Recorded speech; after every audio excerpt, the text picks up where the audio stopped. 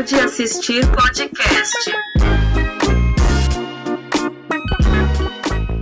Pacto Brutal, o assassinato de Daniela Pérez precisou de menos de um mês para se tornar a produção original mais assistida da HBO Max no Brasil.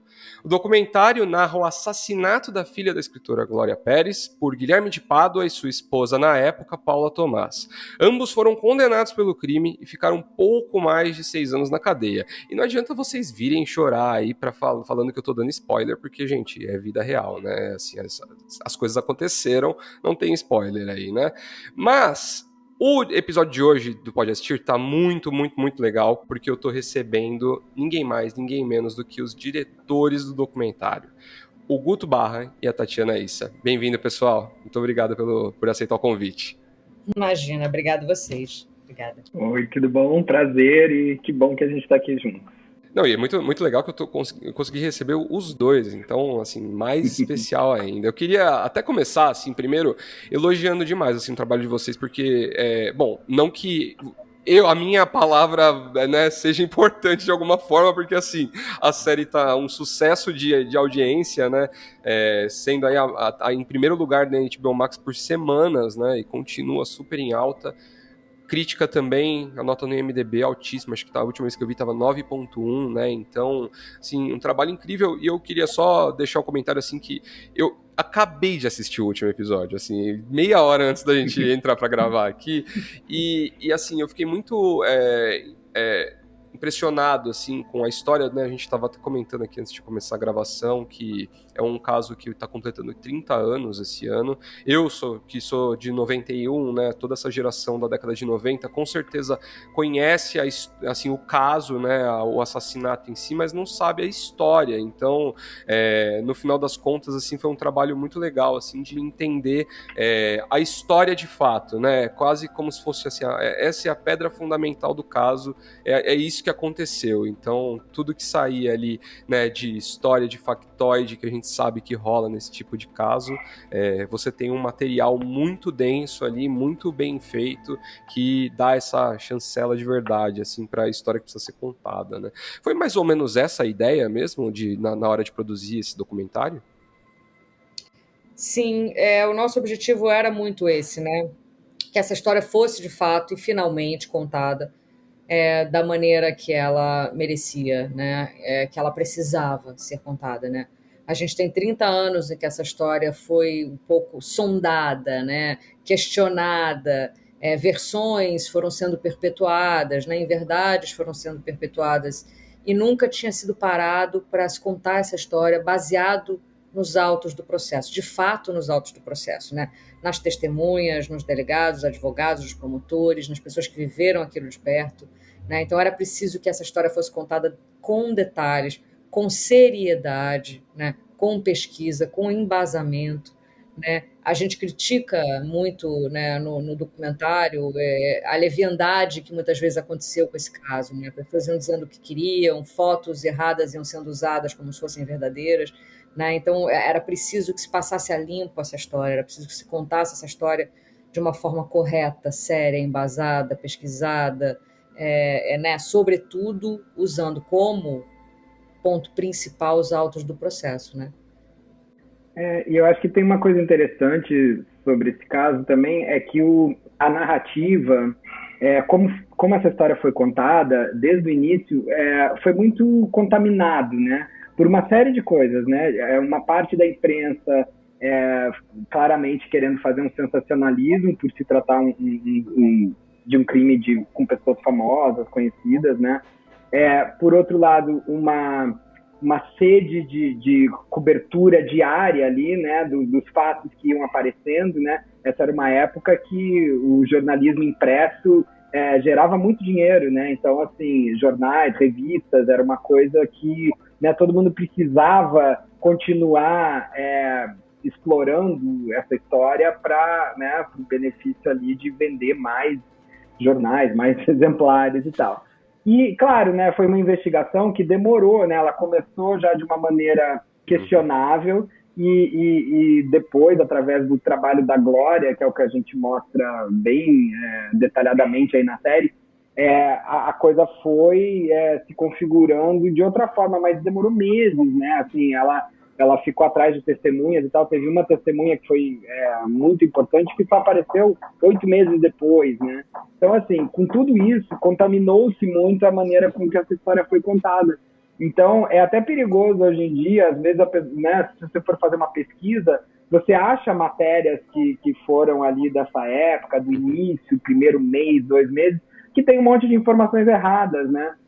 Até reencenações feitas por canais de TV e tal, com versões que são completamente falsas, né? Mas que na época era o que estava se especulando, né? Então, assim, a gente fica feliz que a gente pôde agora passar um pouco a limpo essa história, sabe?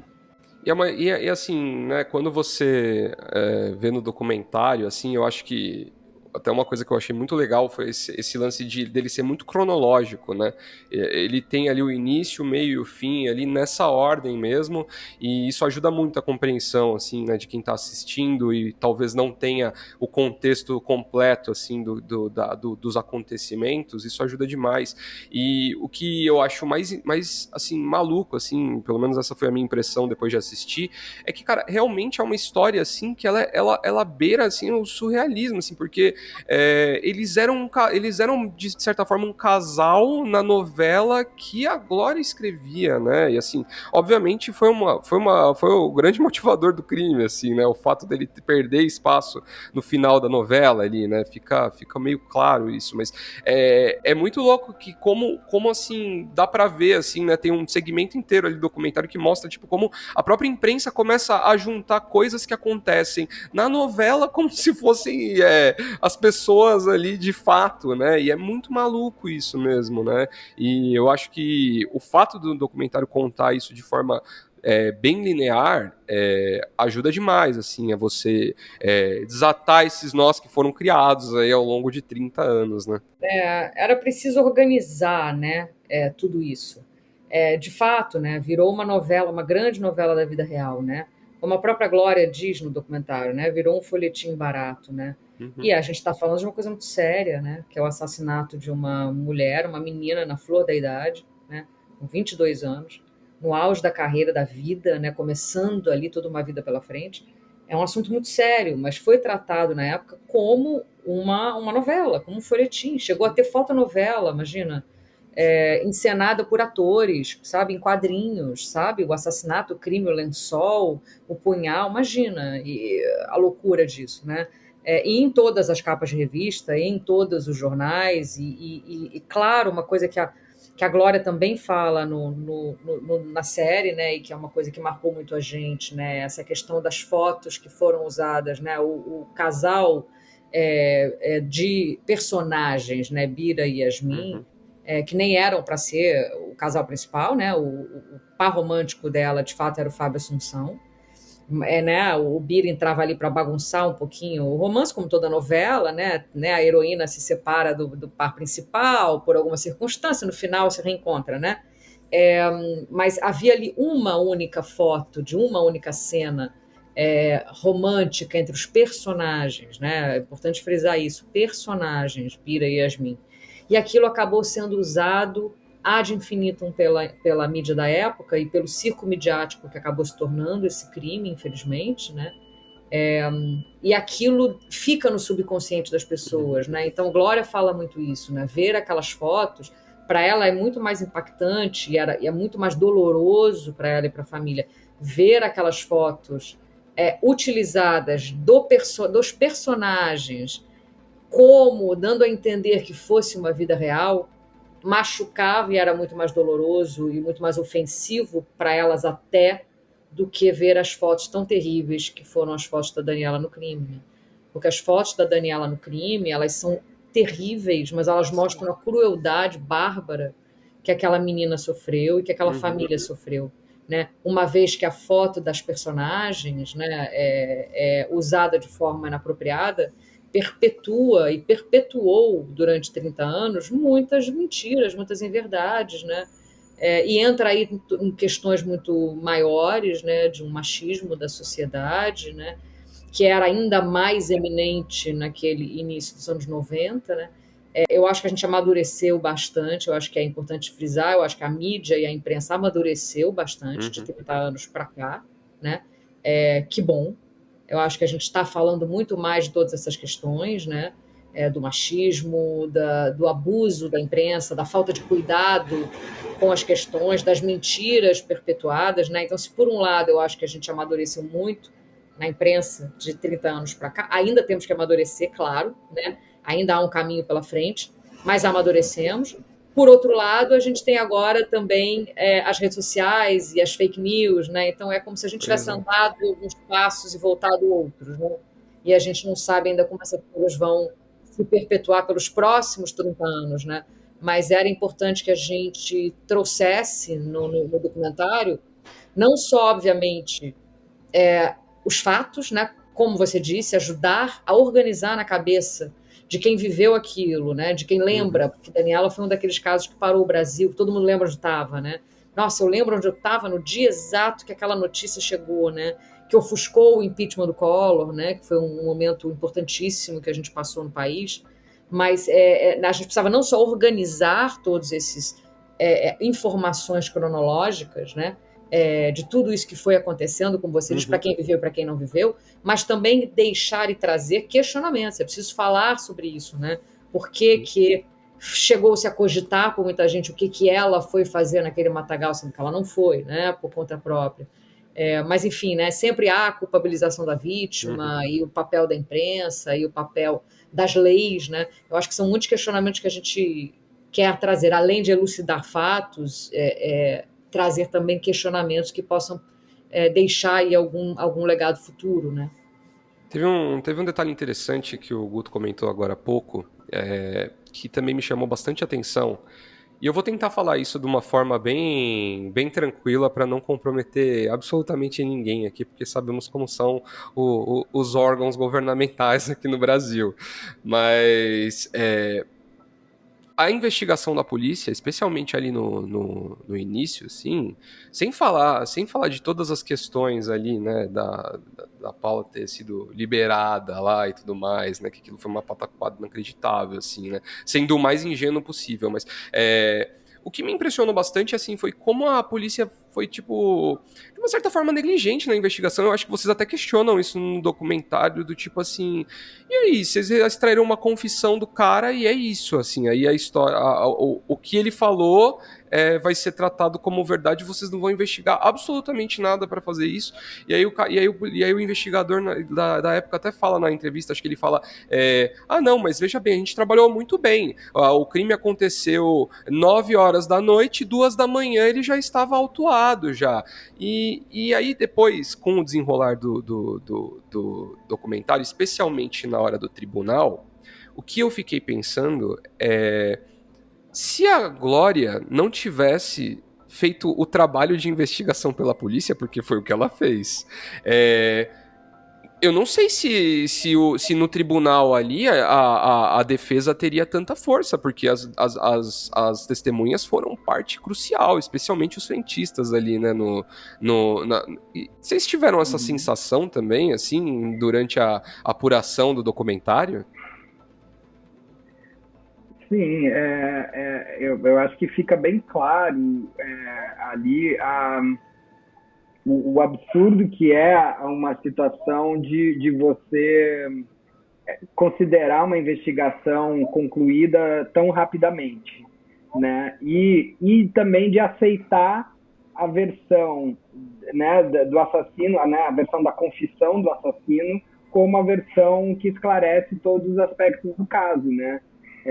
Isso que assim, para quem é leigo no assunto, porque nós não somos especialistas em criminologia de maneira nenhuma, mas assim, você ouvir isso, né, a versão, né, o assassino confessou, então aceita-se essa versão, né, e não se questiona e se dá por encerrado, então é muito curioso, né, a coisa ter acontecido dessa maneira e começa-se a especular por quê, né, quer dizer, né, um crime você teria que investigar por vários lados, por vários ângulos e tentar chegar exaurir assim todas as possibilidades, né, do que aconteceu, por que essa confissão, ela está fazendo sentido, não está? Né, e como a história mostrou, depois ele, né, essa confissão, essa versão dessa primeira confissão já mudou depois, ele confessou uma outra coisa depois ele escreveu no livro dele uma outra coisa. Então, quer dizer, é tudo muito perigoso, né? Muito doido. E aproveitando que a gente tá falando um pouco sobre Glória Pérez, assim, foi outra coisa que eu fiquei extremamente impressionado, assim. Como ela é uma força da natureza, essa é a verdade, assim, ela personificou o que é ser mãe, assim, nesse momento. E o que eu ficava pensando, assim, é como a sociedade foi violenta com ela no sentido de que ela foi obrigada a investigar a morte da própria filha.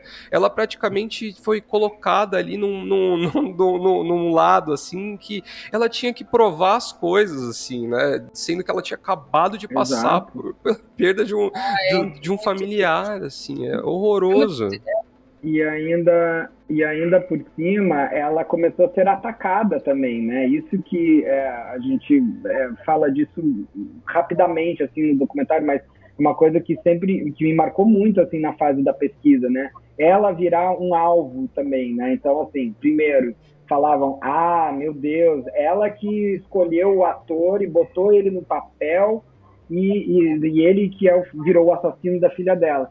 Né? Essa história nem é verdade, ela não teve a ver com essa escolha, e essa escolha acabou sendo totalmente uma coisa do acaso, porque era para ser o Alexandre Frota, não sei o quê, depois mudou, ele foi a terceira opção que acabou pintando, mas não foi por escolha dela, nem por influência dela, mas isso foi uma coisa que martelou-se muito.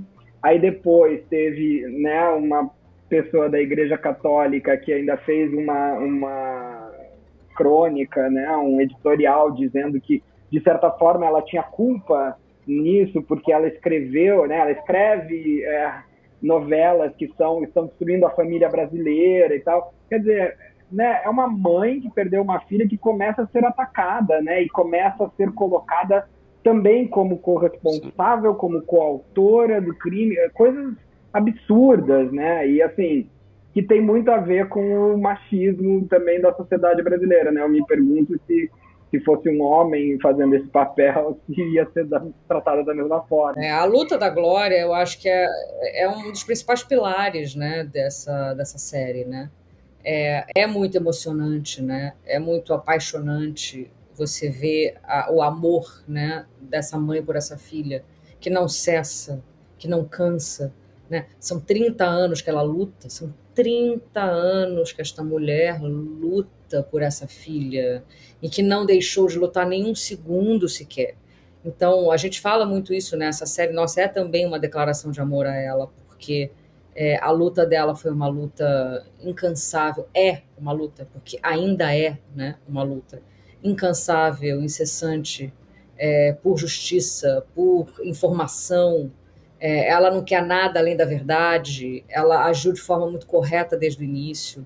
Agora, teve que ser uma grande guerreira, né? Quando a gente vê o episódio 3, né, que é um pouco mais em torno dessa luta dela, tentando achar os frentistas e ficando ali na comunidade, passando fotos da filha morta embaixo da porta, é uma coisa muito dolorosa de você ouvir. Quando você ouve essas histórias, quando você imagina o que essa mulher viveu dia após dia, ali embaixo de uma soleira, embaixo de chuva, tentando, pedindo, e ainda assim compreendendo, né, a hesitação das testemunhas, né? Se por um lado ela tem uma filha que foi assassinada brutalmente e ela está ali implorando que alguém ajude a ela e contar, ela por outro lado compreende o outro e sabe quanto é difícil para aqueles frentistas testemunharem, ela sabe o quanto é difícil para as testemunhas, né, negros pobres nesse país terem a coragem de botar a cara à tapa, vamos dizer assim, ir depor, tentar falar a verdade, com o risco de serem acusados, com o risco de serem rechaçados, ridicularizados, o que foram e o que aconteceu. Então, quando você vê essa mulher falando que no momento do enterro do velório, alguém diz para ela, você precisa arrumar um advogado que defenda a sua filha, e ela, numa ingenuidade, no primeiro momento, diz, mas por que a minha filha foi brutalmente assassinada? Como eu vou defender uma pessoa que é a vítima, brutalmente assassinada? E ali ela entende a dureza do que ela vai enfrentar pelos próximos tantos e tantos anos, né? Então, acompanhar essa luta, ouvir tudo isso, né, ver que a Glória permaneceu colocando ali no blog dela durante 30 anos um trabalho solitário, né? Eu acho que quando a gente chegou, a gente veio se unir a ela, né, para isso, a gente veio dar ali a plataforma que talvez ela precisasse para poder contar essa história de verdade. Você vê que foi uma mulher que nunca desistiu, apesar de ter seguido com a vida dela em frente, se tornado uma das maiores autoras desse país, inegavelmente, né, uma autora mulher também, quebrando uma série de paradigmas, né, desde Jeanette Claire e tal, mas quebrando uma série de paradigmas também, né, como uma autora respeitada no horário nobre do Brasil. Seguiu a vida dela como pôde, mas nunca deixou um minuto, um segundo sequer, de lutar por essa filha, por justiça, por informação, mudando uma lei que não beneficiou a filha dela, né? Isso é muito importante dizer. Ela muda uma lei que não era para mérito próprio, né? Para fins próprios, porque não beneficiaria a filha dela, porque não era retroativa, mas que pôde beneficiar muitas outras mães que vieram depois dela, né? Então, imagina a força dessa mulher reunindo tantas milhões de assinaturas no Brasil inteiro, numa época que não havia né, celulares, numa época que não havia rede social, né? Hoje é muito mais fácil do que reunir 1,5 milhão de assinaturas. Você faz isso em um segundo. As pessoas têm 10 milhões de seguidores, 50 milhões de seguidores. Naquela época era um trabalho árduo, era de porta em porta, era pegar papelzinho impresso, era pedir que as pessoas colocassem no correio. Ela fez um trabalho hercúleo, assim. A Glória é uma força admirável e que me emocionava muito, a Guto também, constantemente. O nosso set era um set que se emocionava o tempo todo, né? Nas entrevistas que a gente fez com a Glória, foram 3 dias consecutivos, 18, 20 horas de depoimento, gravados. A gente gravava, parava, chorava, tomava um café, voltava, e você ia vendo as pessoas chorando, assim, né? Você ia vendo eu, daqui a pouco é Guto, daqui a pouco Gustavo, nosso diretor de fotografia, daqui a pouco é Thiago do áudio. Você ia vendo que as pessoas iam chorando e caindo em momentos diferentes e segurando a onda, porque se aquela mãe está segurando a onda, você tem que segurar também. Então, realmente a força dela é algo admirável. E eu até queria saber, assim, de vocês, legal que você entrou numa parte de bastidores, assim, do documentário. Teve algum momento, assim, individualmente para vocês, que foi esse momento, assim, que vocês falaram assim, caraca, deu aquela amarrada no estômago mesmo, no sentido de falar assim, nossa... Olha, eu vou começar, depois passo para Guto, mas eu tive 2 momentos muito dolorosos para mim, assim, pessoalmente, né? Todo o processo foi muito doloroso, tá? Todo ele. Porque é revoltante, porque quando você está falando com, né, todos os, enfim, pessoas da lei, né, você se revolta por uma série de coisas, você questiona, você cutuca, você tem que se controlar para não cutucar demais. Então, são vários momentos em que você alterna a revolta com profunda tristeza, né? 2 momentos me marcaram muito. Um foi quando Glória narra toda a questão da exumação do corpo, né, da violação dos túmulos, aonde ela abre ali, né, a exumação do corpo e ela vê ali a Daniela já em decomposição e ela, num momento de amor, abraça aquela filha. E ela, nela, ela não consegue enxergar aquilo. O amor dela por Daniela é tão forte que ela não consegue nem enxergar aquilo, baratas de decomposição, um corpo. Ela enxerga a filha e ela abraça. E depois ela nina a filha naquela caixa, os ossos. Esse é um momento que me mata. Eu sou mãe de uma menina adolescente também. Então aquilo me mata de uma maneira muito profunda, na dor daquele sentimento. Ela ninar aquela caixa com os ossos da filha, como se aquilo fosse a filha, sem se dar conta que está ninando a própria filha. Aquilo é muito forte para mim. E o segundo momento, claro que foi muito doloroso, foi o momento em que abrimos ali as roupas da Daniela morta, que não haviam sido abertas depois de 30 anos, né? Então eu abri ali aquelas roupas junto com Bárbara, né, que é a prima da Dani, e a gente segurou ali para gravar, né? Então a gente teve que pegar aquilo. Então você pegar o tênis ainda com a terra, você pegar a calça ainda suja de sangue, você pegar aquela blusa perfurada, que ficaram fechadas durante 30 anos, e você está tocando aquilo, é um contato muito próximo com aquele dia tão cruel. Então aquilo eu tive que parar, eu chorei 45 minutos ininterruptos, porque eu não consegui segurar ali. Ali foi muito forte, porque você tem o cheiro, você tem a terra, é uma coisa muito palpável, sabe? E a gente estava lidando com ver aquelas imagens, né, tanto de arquivo, de foto, constantemente, né, no nosso estudo, na nossa pesquisa, e quando você tem aquele contato táctil com aquilo, é uma coisa muito, muito, muito forte, sabe? Que te leva para aquele momento, para aquela dor, para o que aquela família passou encontrando o corpo da Dani. Então, esses 2 momentos para mim foram muito, muito dolorosos. E para você, Guto? Para mim também, obviamente, vários trechos ali, né, de conversa com a Glória foram muito emocionantes, muito tristes, mas também eu me surpreendi assim com as minhas emoções, até também isso já na ilha de edição, quando a gente estava editando o programa e o editor mostrou para a gente uma sequência que era sobre a Daniela, sobre a vida dela, né? A gente está acostumado a ver né, a vítima de um crime como uma descrição, né? Morena, 22 anos, 1,62 m, não sei o quê. E a gente estava muito acostumado a ver as imagens da Daniela na novela, né? Uma atriz fazendo um papel ali. Mas aí a gente montou uma sequência de fotos pessoais, momentos de arquivo, né? Que o Raul gravou dela, o que a Glória gravou, coisas muito íntimas.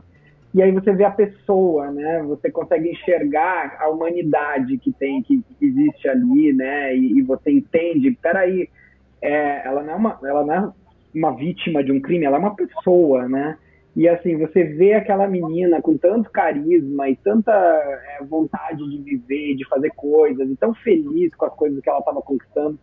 Eu lembro de ter chorado bastante, assim, que você fala, nossa, é muito horrível você pensar, né, uma vida tão leve, tão bonita, tão alegre, ser interrompida com uma coisa tão brutal, né?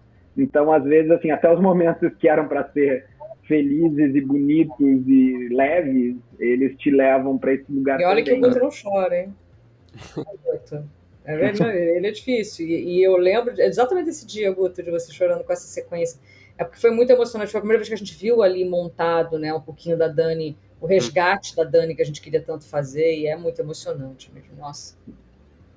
E eu te entendo porque, assim, eu sou uma pessoa que eu consumo uma quantidade razoável, assim, de histórias de crimes reais, gosto de um filme de terror, assim, e tal, mas realmente eu acho que não é só a questão também, né, do impacto visual, assim, eu acho que talvez seja o maior acerto do documentário, na minha opinião. A gente até tem discutido muito aqui no Pode Assistir em relação a documentários de true crime e tal, que às vezes a sensação que dá é que os documentários dão mais atenção ao assassino do que à vítima, né? E a vítima, cara, e eu acho que aqui a gente tem um exemplo muito bom, que é a gente consegue sentir a dor ainda das pessoas pelo caso. E não só de todas as pessoas que estavam envolvidas ali, né? E eu acho que até tem uma fala da Glória que exemplifica isso muito bem, assim. Que ela fala no final lá que por mais que os assassinos estejam com esse estigma, né? Estejam com isso tatuado na testa, eles têm um futuro, né? Independentemente de como ele é, né?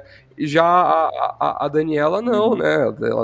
Ela não tem mais chance alguma, assim, de fazer mais nada. A história dela acabou ali, né? Então acho que isso é um impacto muito grande. Eu queria até saber, durante a concepção do documentário, assim, isso foi, assim, marco zero, assim, pra vocês? Falou assim, cara, a gente vai dar voz à vítima e vai desencanar dos assassinos. Sim, foi uma decisão tomada mesmo.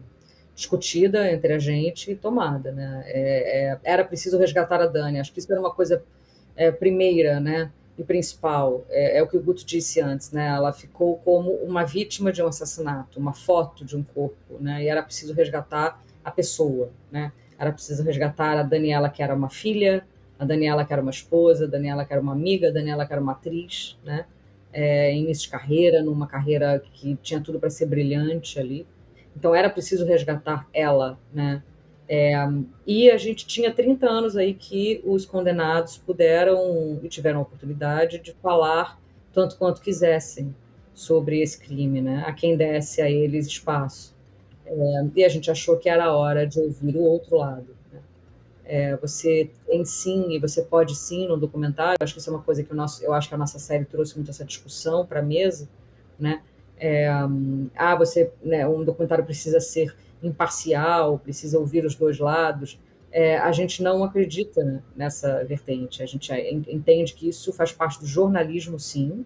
Se é uma matéria jornalística que vai para algum né, algum programa jornalístico, né, fantástico, enfim, qualquer programa jornalístico, né, de cunho jornalístico de qualquer emissora no mundo, sim, se ouve sempre, os dois lados se pondera, mas um documentário ele pode sim ter um viés, né? Ele pode ter um recorte através de uma história. Alguém escreveu sobre a nossa série, alguém citou alguma coisa na internet no sentido de, se você vai fazer né, um filme ou um documentário sobre o nazismo, você não necessariamente vai querer ouvir o ponto de vista do nazista, né, ou do torturador, né, se você vai fazer algo sobre a tortura. Não necessariamente você quer ou tem interesse em ouvir o lado do torturador. Né, você está ouvindo as histórias que aconteceram ali naquela ocasião. Então, a gente ouve, né, não é que a gente deixou de ouvi-los, eles estão no documentário através de entrevistas que eles concederam, né, por livre e espontânea vontade ao longo desses 30 anos. Né? Tem entrevistas ali que eles deram para o Bial, para a Glória Maria, para o Aqui Agora, né, para outras redes de TV, né, e que a gente usa enquanto material de arquivo, então a voz deles permanece ali, ouvida de alguma forma, mas a gente entendia que não era o caso ouvi-los hoje, né? Não havia nada que eles pudessem dizer hoje que mudasse o rumo dessa história, né? E nem essa era a nossa pretensão. Vocês temem algum tipo de efeito colateral no sentido de que, por exemplo, o próprio Guilherme de Pádua aí recentemente gravou um vídeo assim que, sei lá, né, tentando pedir desculpas à Glória e tal. Vocês têm algum tipo de receio no sentido de o fato do documentário ter feito tanto sucesso gere um efeito colateral de você ter outras produções que de repente tentem se apropriado no sentido de colocar o Guilherme de Pádua e a Paula Tomás assim, em evidência normalmente? Assim, isso passou pela cabeça de vocês ou em alguma conversa, alguma coisa do tipo? Olha, enfim, é uma coisa que a gente tem zero controle sobre, né? Todo mundo é livre para fazer outros documentários e imagino que provavelmente isso, né? É uma probabilidade grande que isso aconteça em algum momento. Mas eu também estou vendo assim a reação espontânea das pessoas, né? A respeito desses vídeos que ele postou, né? Ontem até me mandaram um que daí foi postado um comentário, né? Um vídeo comentário sobre o vídeo dele num site evangélico, e o público desse site especificamente estava criticando muito o vídeo dele e a maneira com que ele estava fazendo e tal. Então, enfim, é uma coisa que eu acho que acaba ficando claro assim, o que as pessoas em geral estão achando, né, sobre isso, sobre ele. A mim resta torcer, né, porque é isso que a gente falou, né, Guto, ali, a gente não tem controle, né, claro. A gente pensou sobre isso, sim. A gente debate isso um pouco, né? O quanto a mídia deu espaço, né? E a gente critica isso. Portanto, a gente também não poderia criticar e dar espaço. A gente não poderia criticar a imprensa por ter dado tanto espaço e fazer o mesmo na nossa série. Né? Para criticar, a gente precisa seguir essa mesma linha de raciocínio. Então, a gente jamais daria e jamais dará. Tanto que não vi esse vídeo e não verei, né? Justamente porque eu não quero dar aí espaço e nem visualizações e nem nada do gênero, também não me interessa, de verdade, o que nenhum dos dois tem a dizer. Cabe a gente torcer para que a imprensa entenda isso, amadureça, né, tenha amadurecido e consiga olhar para esse caso, entendendo aí onde está o erro. Né? Durante 30 anos a gente deram espaço, né, para que eles falassem o que quisessem, em verdades, versões fantasiosas, o que quisessem, né? E isso precisa parar, eu acho, de alguma forma, né? Eu lembro que algum dos entrevistados até falou isso, que acabou nem entrando no corte final, mas falava isso, vamos fazer um pedido à imprensa para que dessa vez corrija os erros e que dessa vez não dê espaço, que dessa vez simplesmente não dê espaço, né?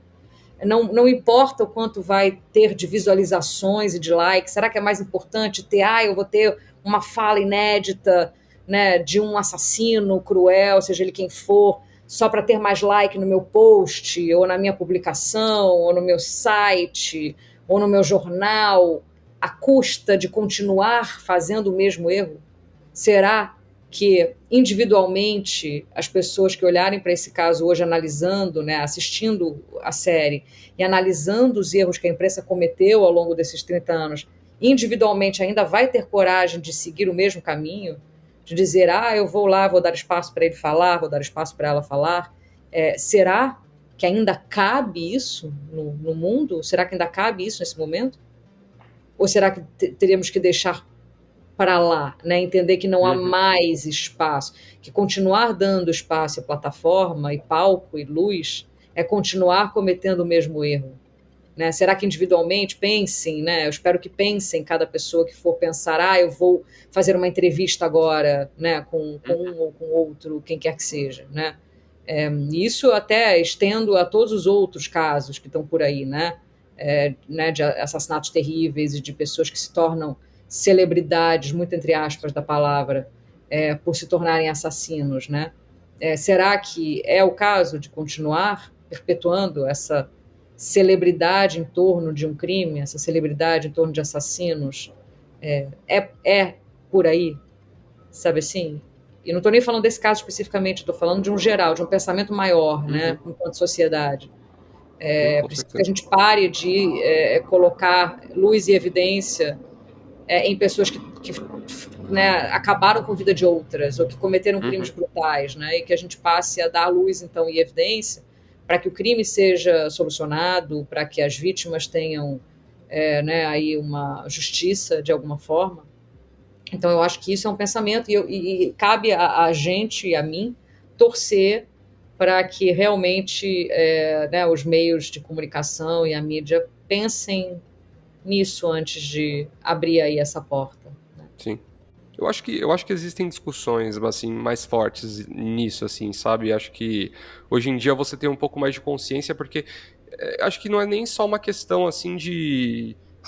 Acho que a sociedade moveu as pessoas, e eu acho que a galera que acaba entrando nas redações atualmente tem um ponto de vista um pouco mais forte, e no sentido de bater o pé e falar assim, gente, isso aqui tá errado, né? A gente tá transformando uma pessoa que cometeu um crime numa celebridade, que é uma coisa que acontece assim todos os dias, né? E realmente é revoltante.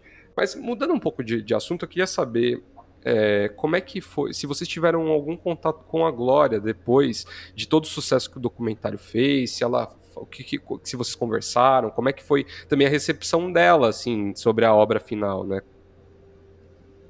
Sim, constante, né, Guto? A gente fala com ela direto, todo dia, talvez até. Ela tá muito feliz, né, assim, é difícil até essa palavra feliz, né? É uma palavra que não existe nesse caso. São palavras que são muito difíceis pra gente usar, tá, nesse caso. Às vezes perguntam, você acha que o documentário fez justiça? Você acha que... Né? Palavras justiça, palavras felicidade, são palavras muito difíceis, talvez impossíveis de usar, num caso como esse até, né?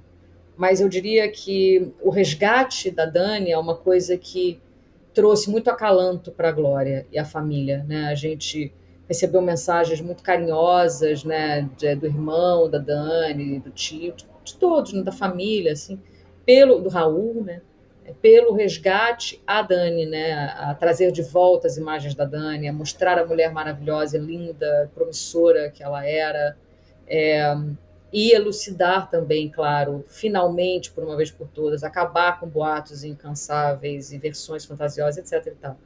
Então a Glória tá muito assim assistindo isso com muita paz, sabe, no sentido de... Ela falou isso já em algumas entrevistas, e a gente fica muito contente de que ela sentiu muita confiança na gente, que ela ficou muito contente com toda a forma, sobretudo a delicadeza, a sensibilidade e a forma correta, embasada de informações nos autos do processo, de uma maneira muito correta. Cada detalhe foi pensado, a gente teve muito cuidado em cada detalhe da edição, em cada imagem de arquivo escolhida, para que nada ali pudesse levantar dúvidas ou trazer questionamentos ou questionar nada. A gente teve muito cuidado para seguir ali ipsiliteris os autos do processo o máximo possível. Claro, é uma série, você tem limite de tempo. Se a gente pudesse, a gente teria colocado muito mais episódios, porque, né, existem muitas coisas maravilhosas que foram ditas e que não couberam entrar, Muitas falas impressionantes da Glória, muitas falas impressionantes de várias pessoas, de amigos pessoais da Dani, né, amigas íntimas, amigas de infância, muitas pessoas que falaram coisas muito bonitas, fortes, emocionantes, que não puderam entrar por uma questão de tempo, e a gente teve que escolher uma linha narrativa de privilegiar ali que o espectador entendesse esse crime, entendesse os pormenores, então muita coisa teve que ficar de fora, infelizmente. Mas eu acho que trouxe aí para a família o resgate que eles tanto buscavam. Finalmente a história sendo contada de uma maneira madura, correta, sensível e cuidadosa para com a Dani. Então as mensagens da Glória têm sido muito, muito lindas, assim, né, Guto? Acho que no geral, assim, né, como ela fala lá no documentário, né, que ela nunca vai ter a plenitude, mas, né, talvez contar de novo essa história de uma maneira correta traga algum tipo de sentimento, né, positivo.